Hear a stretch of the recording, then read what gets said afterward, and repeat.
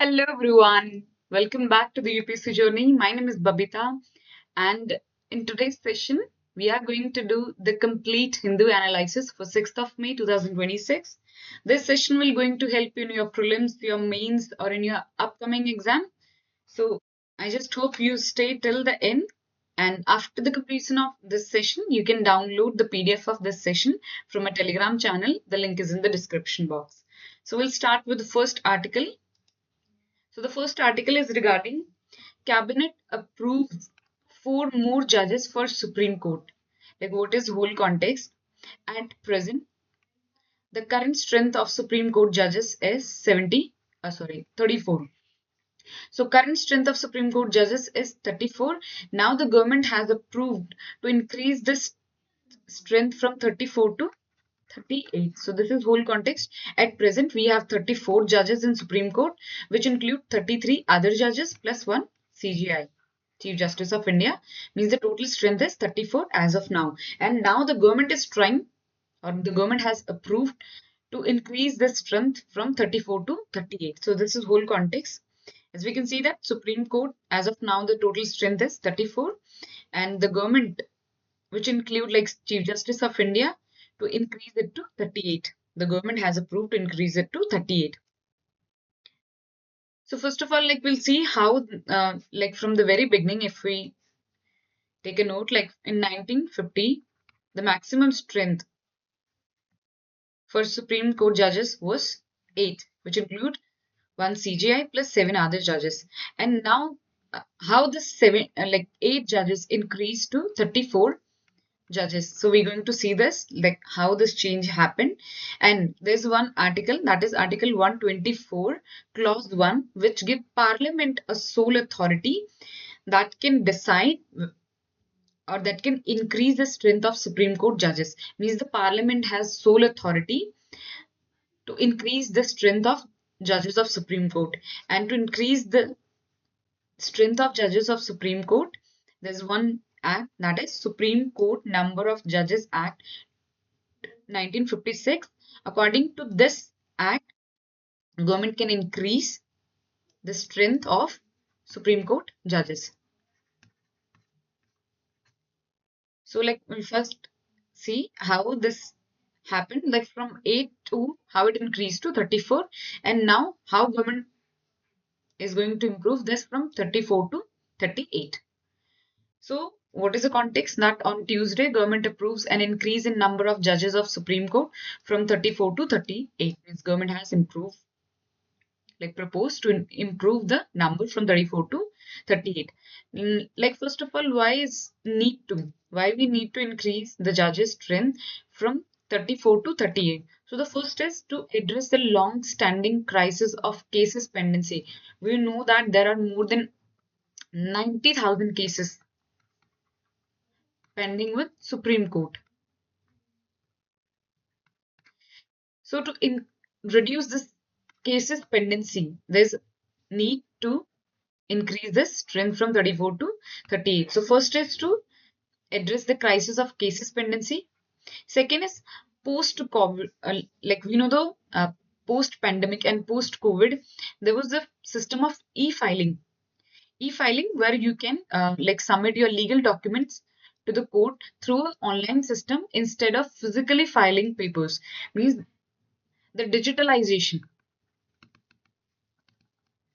The digitalization of e-filing has increased the inflow of cases, because now you don't have to go through a physical paper filing work.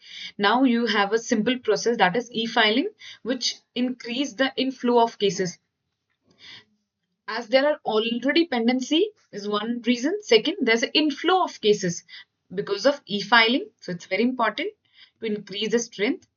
After that, the parliament, like how parliament has increased this number of judges is from time to time it increased. Like from the very beginning in 1915, the total strength was only 8 members. Like only 8 Supreme Court judges were there in 1950. So in 1950, the number was 8. Again, in 1956, the amendment was done and number increased to 11 judges. In 1916, the number increased to 14. And then in 1978, number increased to 18. And in 1986, number increased to 26. And in 2009, increased to 31. And the latest one was in 2019, the strength increased to 34. So we have a current strength of 34. So how this change happened? Like first, second, third, fourth, fifth, sixth, and seventh. Means total 7 amendments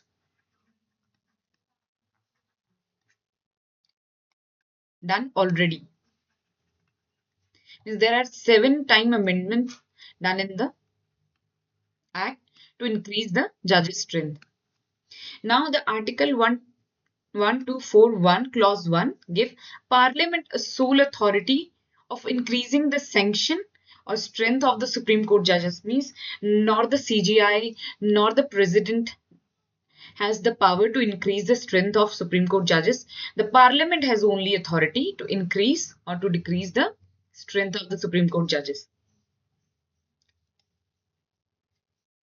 And this number is increased according to Supreme Court Number of Judges Act of 1956. Means government uses this act, Supreme Court Number of Judges Act 1956, to increase or to decrease the strength of judges of Supreme Court. This act was enacted in 1956. It regulates the maximum number of judges that can be in India, excluding the Chief Justice of India. Means Chief Justice cannot be excluded. So that's one thing, that Chief Justice will be there. So if this act excludes the Chief Justice, that it's mandatory and it cannot be excluded. So this is one that is permanent, but this act will regulate the other judges, excluding the Chief Justice of India. And on this constitutional basis, Article 124, Clause 1, Parliament may prescribe the number of judges in Supreme Court. So this is whole context. The important things and the fact regarding your prelims perspective is that what is total strength of Supreme Court judges? That is 34. Now it's going to be increased from 34 to 38. Second important is e-filing. E-filing is related to how you can submit your online papers instead of physical filing papers. For your any case, you can submit it to online way instead of physically paper filing. And like this can be asked that how many times the amendment has done, and the strength has increased to 34. How many times the amendment has done? So it's 7 time amendment has done. And the Article 124 Clause 1, very important, that it gives authority, it gives power to the Parliament to increase the strength of Supreme Court judges. So this was about first article. Next article is regarding Cabinet gives nod to the make insult to the Vande Mataram an offense. Means government has passed a resolution or passed a act that passed guidelines that Vande Mataram, insult to Vande Mataram, will be considered as an offense. Like we have already one act, that is Prevention of Insult of National Honors Act of 1971. Will we have to amend to bring the move into effect and add clause on punishment? Means we have to make the changes in National Honors Act in 1971 to add the clause that insult to the Vande Mataram will also be considered as an offense and there should be a punishment for this. So this is whole context. First of all, we have act that is Prevention of Insult of National Honors Act 1971. Very important. Now it can be asked that in Prevention of Insult of National Honors Act of 1971, which 3 criteria and which 3 things are included? Means this act only include if you insult national anthem, that is Jana Gana Mana, national flag, and the Constitution of India is included in this act of 1971. Means there are only 3 things which are included. First is national anthem,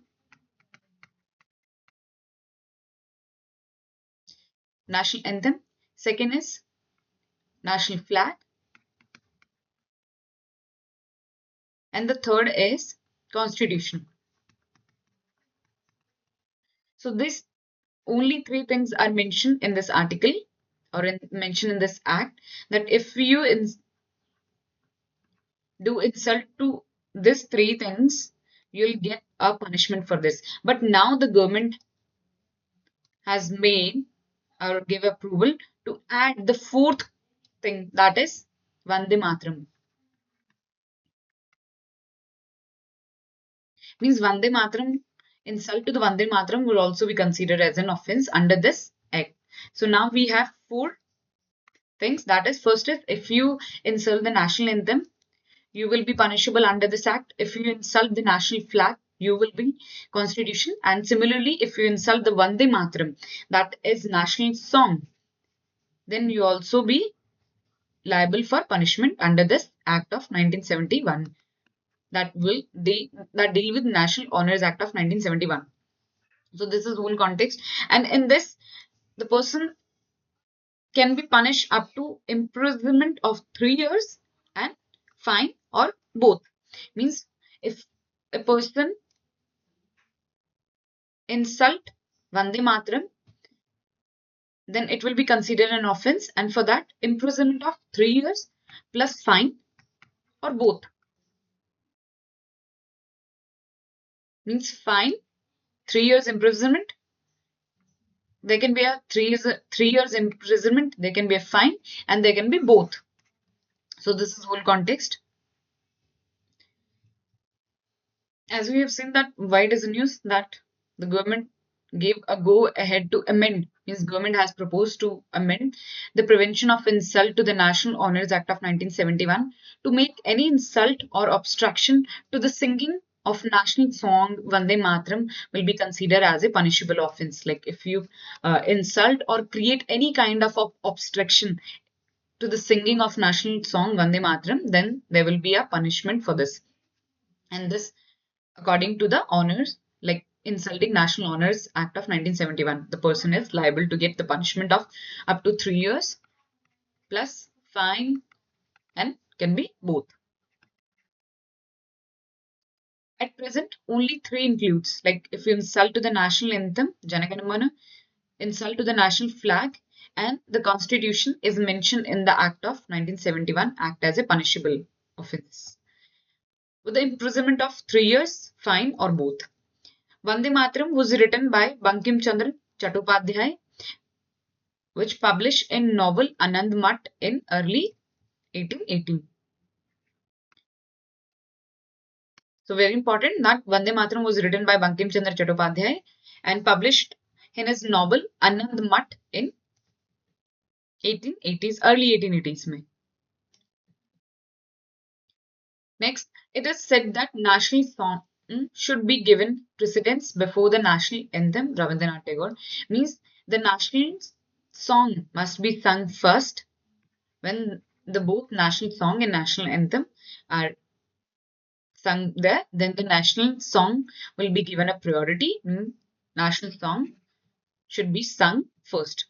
Vande Mataram was sung for the first time at the INC session in Calcutta. So it's very important that when the first time the national song Vande Mataram was sung, it's sung in INC session of 1896 in Calcutta session. And that time the president of INC was Rahmatullah M. Siani ji was president of INC during the session of Calcutta in 1896. So this was important that when the first time Vande Mataram was sung for the first time. Now, Indian Constitution does not explicitly mention as a national song. Means the Indian Constitution does not mention of national song. However, we have article that is 51A clause 1 asks citizens to respect the constitution, national flag and national anthem. Means we have not, in our constitution is not mentioned anywhere about our national song, but government has enacted an article that is 51A subclause A that asks citizens to respect constitution, national flag, national anthem. Means now the government is going to add one more thing, that is Vande Mataram. This will also included under this article according to recent amendment. So now, if a person will insult national constitution, national flag, national anthem, as well as Vande Mataram, then the person will be liable to get a fine or punishment according to the National Honors Act of 1971. Vande Mataram, a English daily newspaper in 1916, a English daily Vande Mataram was started under Bipin Chandra Pal and Shri Aurobindo Ghosh. So this was the daily newspaper in 1961 started by Bipin Chandra Pal and Aurobindo Ghosh. Next article is regarding 30 banks integrated with Udgam portal to help the legal heirs trace funds. Now, what is this Udgam portal? Udgam portal is designed, or the RBI told Supreme Court on Tuesday that 30 banks have been integrated into centralized web portal Udgam. Now, what is Udgam? It is developed by RBI. It stands for unclaimed deposits gateway to access information. Means through this Udgam portal, the unclaimed deposit will provide information to the legal heirs. Like we know that there are unclaimed deposits in the accounts, and because of lack of information, because of lack of access to their legal heirs, it become impossible for them to get that information and to get that amount claimed. So Udgam portal will help the legal heirs to claim that undeposit, like unclaimed deposit gateway, and this will provide a information. This will not provide a settlement, but Udgam portal will provide them information regarding their unclaimed deposits with the respective banks. So it's a portal facility which will help to unclaimed deposits information, like it will help the legal heirs of the depositor to claim the information about their unclaimed deposits. It does not enable the user to settle or claim. It's very important that this portal is not going to help you to directly settle or claim that deposited amount, but this will only help you to get that information about that deposit, and after that the legal heir have to reach the respective bank for that claim settlement. So this will designed to provide the information only. Users are required to register on the portal, and provider obviously have to provide some basic inputs depending on whether they are searching for individual or non-individual accounts. So this is one account which will going to provide a information about the unclaimed deposit to the legal heirs of the depositor, and after that they get information.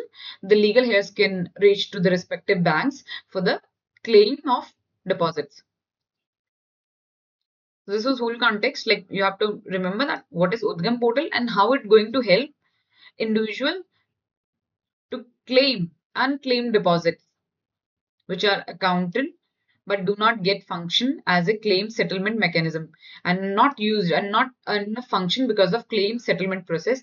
It will facilitate the identification and tracing the unclaimed deposits. It will help to the persons or the legal heirs to trace their funds, and it will also facilitate the faster fund transfer or help in claiming the deposits to the persons or to the legal heirs.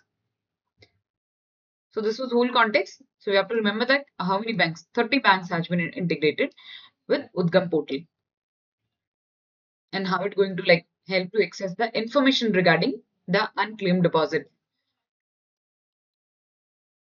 Next, very important, as we know, because of Bengal election, this news is very important. Consider Tista water deal under current circumstances, Bangladesh.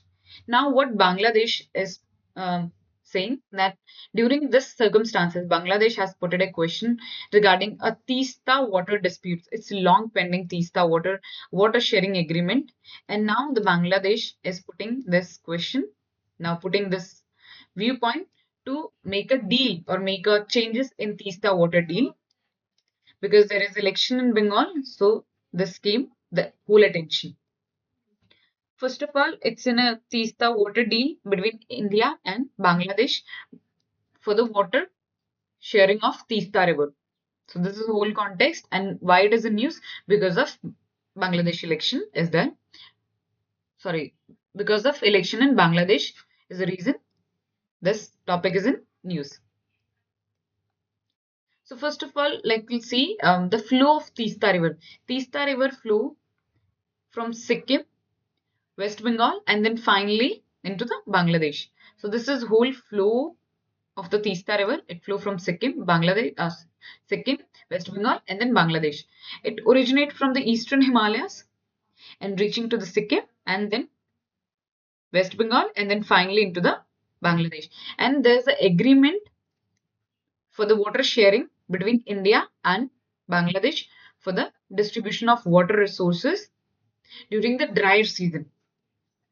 So we have to like in mind that there are tributaries, left bank tributaries like Rangpo, Lachung, Rahikola, Reli, Talung, Dikchu, Langchu. These are left bank tributaries of Teesta River. Right bank tributaries are Rangit, Renyog, Kanaka, and distributaries like Pak is Purnprabha, Atari, and Kratogya are the distributaries of Teesta River. So you can make note of the left bank and right bank tributaries of Teesta River because it is in news. Once again, the left bank tributaries are Rimpo, Longchung, Ranikola, Reli, Talung, Dikchuk, Langchuk, and the same the right bank tributaries are Rangit, Ringyong, Kanaka, and same the distributaries are like Purnprabha, Atari, and Karatogya. So first of all, like why it is in news, we have seen that Teesta water dispute rise has resurfaced due to Bengal elections. It got like attention because of Bengal election is one reason, and the second reason is Bangladesh has sought Chinese funding of $500 million for the Teesta River Comprehensive Management and Restoration Project. Means the Bangladesh had sought for the Chinese funding for the Teesta River Comprehensive Management and Restoring Project. Means Bangladesh is going to do a comprehensive project management or going to do a restoration project over Teesta River. So this is two things which because of Teesta River is into news. First of all, the origin of Teesta River is Pahunari Glacier, important. Pahunari Glacier, Eastern Himalayan Sikkim, flow through Sikkim, West Bengal and Bangladesh. Length is 414 kilometer is the length of Teesta River. And the dispute, like why there is a dispute between Teesta River. First of all, in 1951, India or East Pakistan, that is today's Bangladesh, agreement included Teesta. In 1972, a joint river commission was established for this water dispute or for this water dispute resolution. In 1983, ad hoc arrangement was done where India will use 39% of Teesta River, where Bangladesh will use 36%, and rest of the 25% was unallocated. Where in 2011, the proposed deal was that India will use 42.5%, while Bangladesh will use 73.5% in a dry seasons. But now it renewed tension because Bangladesh is pressurizing Teesta mega project with China because it's going to start or it's going to pursue a Teesta mega project with China. So this was the whole context that why it is in news and how it's going to impact the relation with Bangladesh and with China because it's going to impact the water dispute or it's going to impact the water sharing agreement with India and Bangladesh. So this was the whole context and it will important for your prelims perspective that how this agreement is going to impact and what origin of the Teesta River flow of origin, and the length of the Tista River. Now moving to the next article, that how bulldozer justice undermine laws. Like we have seen in today's time that there's a horde in people are there's a horde in time where people are seeking for instant justice. Means because of delay justice, because of this lengthy process or lengthy court trials, people are generally looking forward for the instant justice, that is bulldozer justice. So this whole article is regarding how people are looking for some speedy trials or some speedy resolutions and speedy justice, because delay in justice is equal to denied injustice. So this was the whole context. Now if we move, why there's the need of bulldozer justice. First question arises that why we need this bulldozer justice. We need this because for quick and visible actions against crime and illegal encroachments. Because we know that official paperwork and the legal paperwork take so much long time for the justice, and that justice doesn't mean anything at the end when the time span cross right like 10 years or 20 years, then that justice doesn't matter at all. So people are generally looking for a quick and visible action against crime and illegal encroachments. So there was a need of bulldozer justice because it's seen as a faster justice than a lengthy court trials, because people have lose that faith in the courts and in the trial, that they are really looking for a faster results. They are really looking for visible actions. They are not ready for this lengthy court trials. So people are generally taking alternative as a lengthy court trial. They're taking bulldozer justice as an alternative to that. So it used to show immediate response because it providing an immediate relief to the public, that even the anger after violence and riots, it providing an immediate response, and that providing a type of satisfaction in the public that their action, that there is an action and there will be a justice. So that visible response people are looking for. Why this need is problematic. Now the thing is that okay, the people are looking for bulldozer justice. People are looking for a speedy justice. But now the question arises that how this need is going to be problematic. People are looking for speedy trials, speedy justice, but this speedy justice will also going to lead some problems. First, it's going to lead to the rule of law, because rule of law say that the punishment must come through courts and not through bulldozers. Means there should be a legal way, there should be a legal orders, and according to that punishment should be given, and that punishment should be come through courts and not through bulldozer, because there's a separation between executive and the judiciary power. If the executive power will overpower, if the executive power will overpower the judiciary power, that will disturb the whole democratic values. So this is first, that the punishment should come through courts and not through bulldozer. So this is one problem. Second thing, due process of law. Due process of law say that speed cannot be replaced fairness.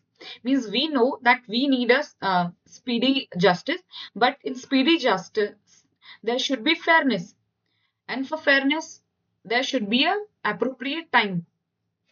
Justice delay is bad, but justice denied is worse. We all know that delaying justice is bad, but denied of justice is worse. So proper time should be given, and speedy justice is also important, but fairness is also important. And for that fairness, have to follow the due process of law, and there should be appropriate time for that. Whereas bulldozer justice will not provide that sufficient time, and it will be considered as a quick and visible actions against crime and illegal encroachments. They can be reason of selective targetings. Like it can often uh, apply that disproportionately, raising concern of biasness.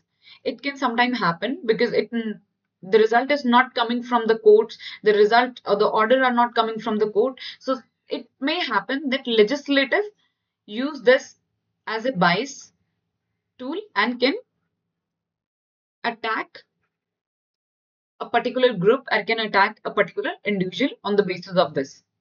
Institutional weakening. If by through this we are normalizing executive overreach. By this bulldozer justice, we are making it very normal. We are making it um, very casual that it's okay if executive overreach the judiciary, but it is not, because there should be separation. The work of judiciary should be done by judiciary and the work of executive should be done by executive. The executive should not take or should not overpower or overreach the powers of our judiciary. So this was concerned that there will be weakening of judicial institutes. And the most important, a constitution mentioned that there should be separation of power between judiciary and executive, where judiciary alone decide punishment, because in our constitution it's mentioned that punishment should be decided by a judiciary. And by this bulldozer action, executives bypassing courts and weakening educational balance, because this order is not coming from any court and not, so it's going to lead a bypassing court orders and going to weaken the constitutional balance. So this was whole context that okay, we are looking for a speedy justice, but at the same time we also have to keep in mind that this speedy justice is going to increase the problems, that it's going to impact rule of law, due process of law. It may going to hamper a selective targeting groups, or it's going to weaken the institutional institutes of the judiciary, and there will be no separation of power between judiciary and executing. And we will going to normalize in this way. We are going to go and normalize the order of executive to overreach or overpower the powers of judiciary. So we are not going to in a smooth way if we move ahead towards bulldozer justice. It can be for providing a short time relief, but for a long way relief, we have to go through these problems. How this bulldozer justice is going to impact our society, and how it's going to change a political structure. First, if we consider this bulldozer justice, it's going to be as a collective punishment. Like if the government is going to do a bulldozer justice, is going to demolish the houses of the accused persons, then the families, even the whole community will suffer. Even if only one person is accused, means it can happen that only one person has committed the crime, but the whole family and whole community is going to suffer because of that. So this will going to be a collective punishment, not the person who actually done this. So this is going to be a collective punishment, and this should not be, because it's not morally correct. The person who has not done anything should not get suffered. One thing. Second, it will lead to communal tension. It's going to maybe having tension between different groups, maybe because of Hindu Muslim majorities, maybe because of any other some circumstances. There are going to be riots and there are going to be tension because of this impact. Second, this is going to be disturb a social harmony disbalance. So social harmony is also going to be disbalanced. Electoral politics. Now, the bulldozer action sometimes projected as a tough governance, because it consider that if bulldozer action is there, it considered as a tough governance, but it erode democratic principles. We know that it provide a quick and visible results, but it erode the democratic principles. So it also hamper that. It also criticize human rights. We know that national and international bodies condemn bulldozer action as a violence of rights, because it violates the rights of your property. It violates the equality before law, because equality before law said that arbitrary demolition violates this right. Article 21 say that right to life and personal liberty include right to shelter also. So it's going to hem to that also. And most important, it's going to impact the right to property, means depriving only by the authority of law. You can deprive anybody from their property only by authority of law. But under this bulldozer law or bulldozer justice, the court is not issuing any authority. Any authority is not passing that order. Not any court is passing this order. Only executive is doing as a arbitrary. So it deprive only by authority of law. So it violate Article 14, Article 21, and Article 201, that is right to property.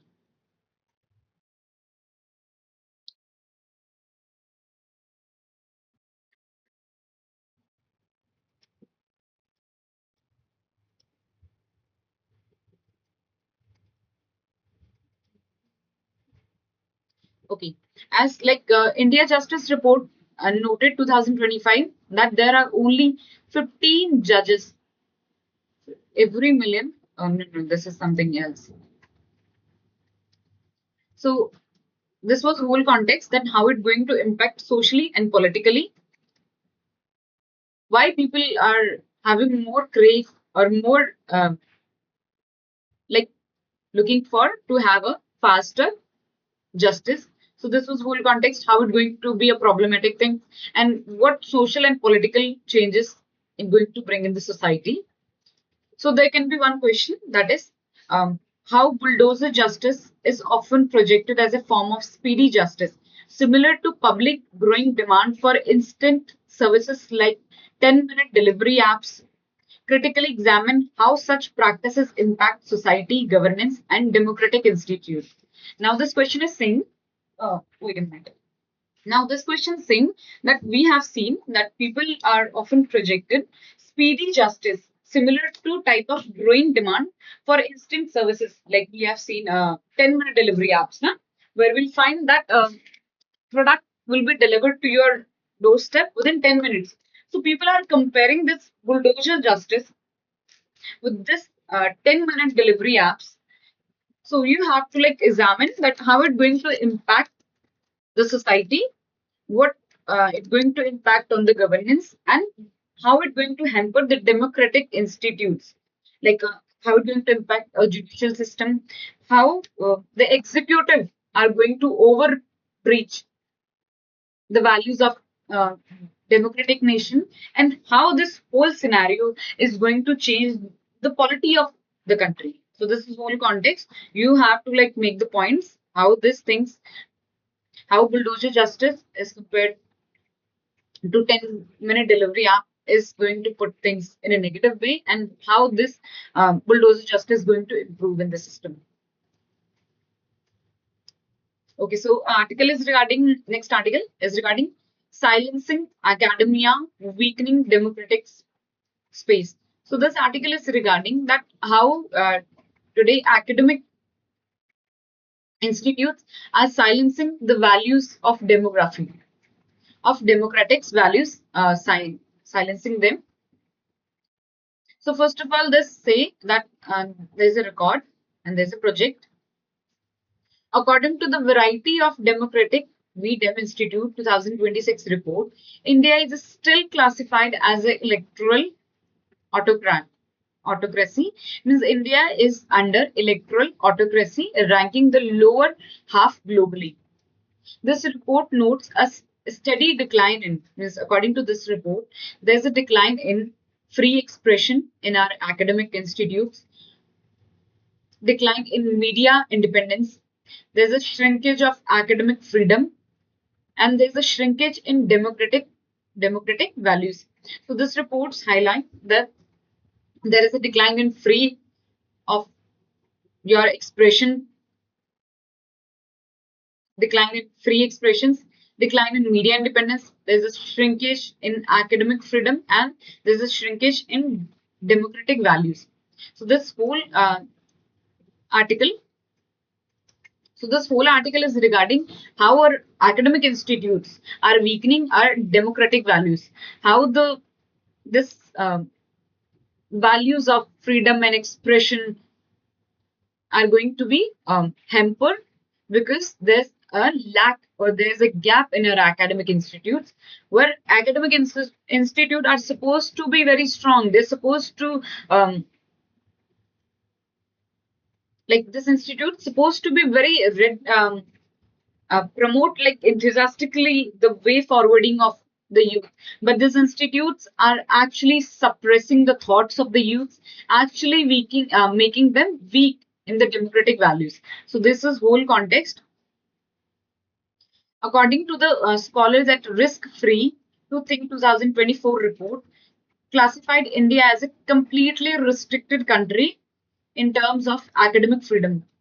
Means this risk-free to think 2024 reports classified India as completely restricted. Means there is no freedom in academic institutes. There is no freedom of speech, no freedom of expression. Means there is no way to express the viewpoints from the youth side if there's anything wrong. The rise of and because of this there is a rise of university autonomy linked to the rising political interference.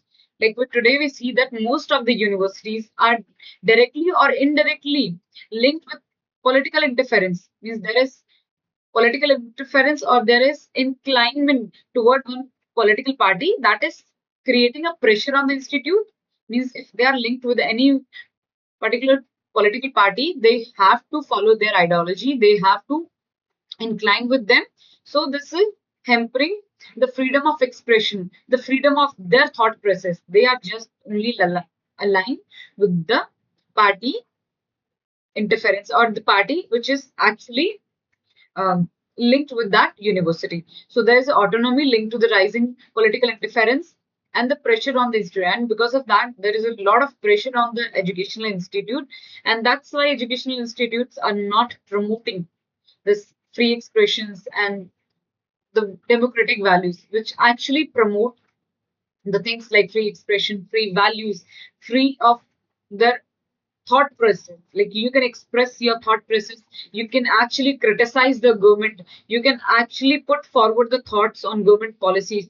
But because of that political interference and because of that pressure on that educational institute, the students are not having that chance to criticize the policies of the government because the universities, like we know that universities are meant for foster inquiry and debate.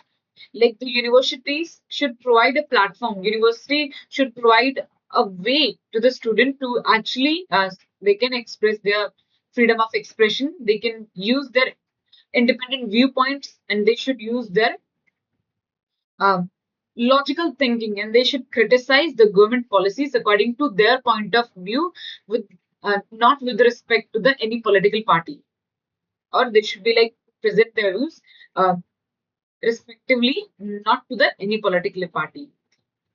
But the fact is that we are today in time, we are pressurized, or educational institutes are pressurized from the political parties because they faces funding cuts. Because if any political party is providing you funding or funding to the any institute, the institute if goes against them, then there will be a funding cut issue. There will be a regulatory pressure. Means the authorities are going to regulate and maybe going to put pressure on the that matter. At first, like there was a convention, international convention on civil and political rights. Like there was an optional protocol and optional conventional. In this convention, like first India refused to sign that. India was not willing in the starting to sign this convention on international convent on social and political rights, but later, like at the first instance, India was not ready to sign it, but at the later instance, it signed international convent on social and political rights. Like if your social and political rights get hampered, then there's a convention on that. But India has signed it in this treaty in 1979, but it does not accept the UN complaint mechanism. means the government has not fully implemented it.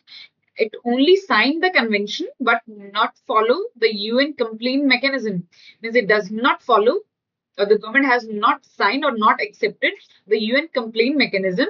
Means the citizen, means the government has just only signed this, but the citizens cannot seek a international address for the rights violation after exhausting domestic remedies. Means this is simple that government has signed this convention, but the government has not accepted the UN complaint mechanism. Means if like any person feel that their rights are gets violated and the rights are violating, then the person cannot move to the international level and cannot seek for international justice, because there's no acceptance of UN compliance mechanism.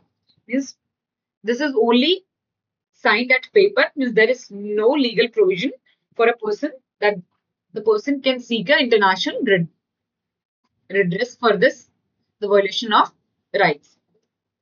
Now, what is the criticism regarding that?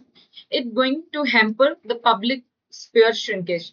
It's going to provide a limited platforms. Because of this, they're going to be limited platform for the youth to discuss their viewpoints. It's going to be a limited discussion on the viewpoints, on the policies, on the framework, how things are going. So they're going to be a limited platform for the youth for debate, discussion, and this will reduce a citizen's participation. Obviously, if the person will not get a platform, there will be a there will be reduce in the citizen participation. Second, and the most important, the marginalized voice silence.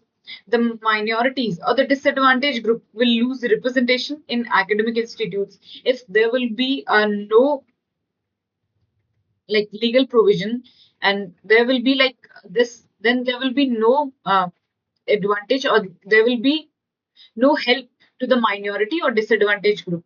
They will lose their representation in the academic institutes. Third, there will be decline in accountability. The fewer independent voice to critic policies, means there will be only a few critics to the policies of the government, because the rest of the government, the rest of the youth will not ultimately going to participate in this policies. They're not going to present their viewpoints on that. So means there will be going to be a limited participation of the peoples. This is will going to a democratic sphere shrinkage, and it will going to a shrinkage of articles like Article 14, which say that every person is equal in front of law. Article 19 is going to violate Article 19, and the most important going to violate Article 21 of the Indian Constitution. So this is one whole like how academic institutes will going to weaken the democratic values, and how these things can be improved, like making more awareness in the generation, making more participation of the peoples, and making this institute free from any political pressure. These things can actually help to grown up in the democratic values, and these things can actually help. Okay. So last topic we are going to have. This topic is regarding the battery storage capacity must keep pace with solar energy generation. So this article is all about that we are producing, let's suppose we are producing energy of 10 unit, but we don't have capacity to store that 10 unit. Means we are not able to store that unit. So this is whole context that battery storage capacity should be in should be in similar, should be in like equal with energy generation. So this is whole context of this article. So why it is important that as we are expanding solar power production, we also need to expand the abilities to store that electricity. So this article says that as we are expanding, we know that now natural resources like coals, petroleum, these are resources which are going to exhaust very soon. So we have to look for the alternative sources that like solar energy, wind energy. But after like producing the energy from these sources, there's a strong need to have a backup plan that how we are going to store this energy, because it's not only sufficient that only producing energy is sufficient. If you are producing energy from our natural resources, from our like sun, wind, solar energy, or from thermal energy, we also need a backup storage or a power to store that energy. We also need a backup space to store that energy. So this is whole context that we also need to store that electricity which we are producing. So India scaled a record peak demand of 256.1 gigawatt. Means there's a demand of this much amount of energy on April 25, with solar plants supply only 21% of that. Means as we know that because of summer season, this demand is going to increase more.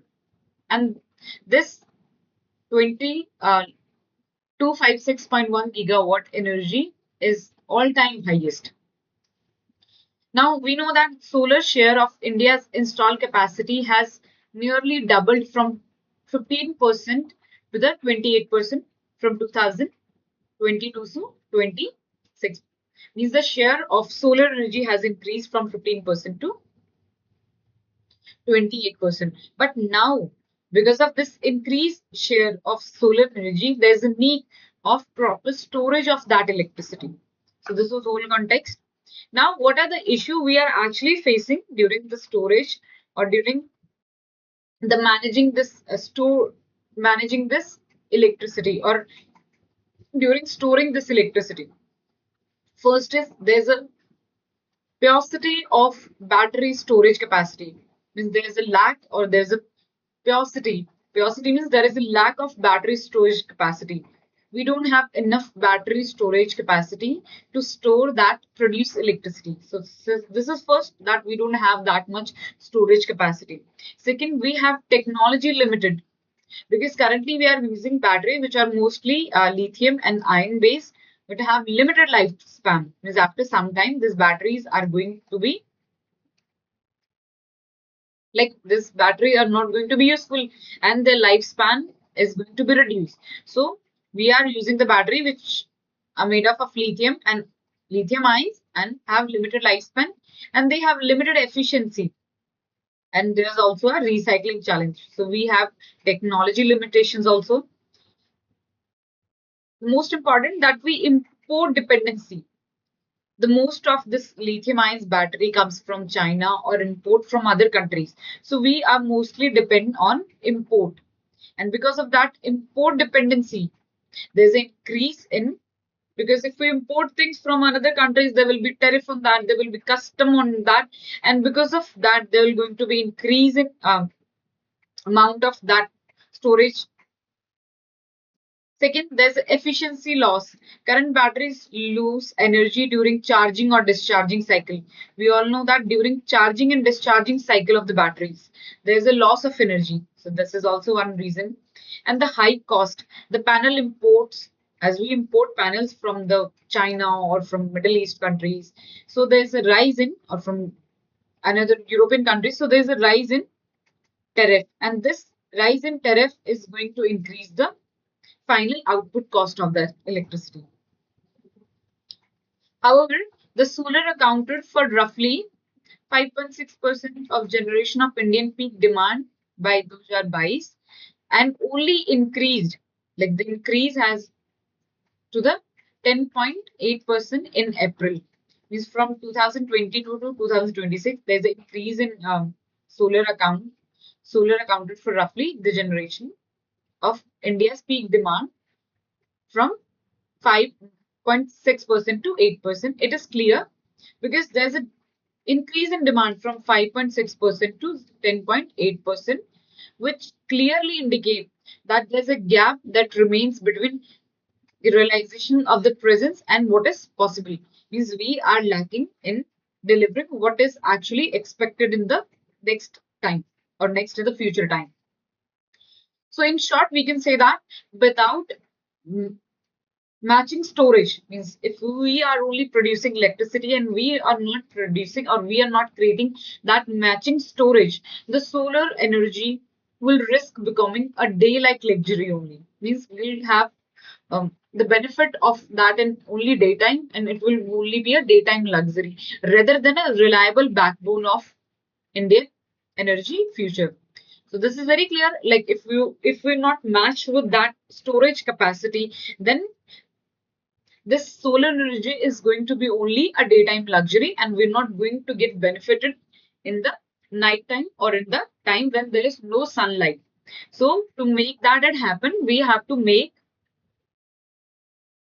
in such a way that a battery storage capacity must match with the energy production. Means there should be a proper storage for that generated energy. So this is whole about today's context. This is whole like today's newspaper. I hope you guys enjoyed it. Do let me know if you have any doubts, and like you can download this sessions PDF from our Telegram channel. The link is in the description box. Thank you so much, everyone. Stay tuned. Goodbye.